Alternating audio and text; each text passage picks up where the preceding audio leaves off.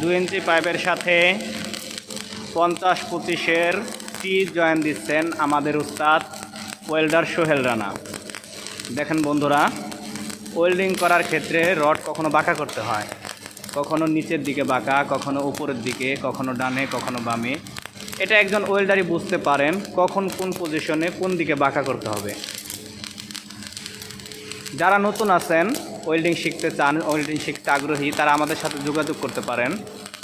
আর আমাদের ভিডিওগুলো দেখতে পারেন, অনেক উপকারী হবে ইনশাআল্লাহ। ওয়েল্ডিং শিখতে হলে অবশ্যই ওয়েল্ডিং দেখতে হবে। আর ওয়েল্ডিং শিখতে আমাদের সাথে যোগাযোগ করুন, আমাদের চ্যানেলটিকে সাবস্ক্রাইব করুন, সঙ্গে থাকেন এবং নতুন নতুন ভিডিও পাওয়ার জন্য চ্যানেলটিকে সাবস্ক্রাইব করে পাশে থাকেন। ধন্যবাদ সবাইকে।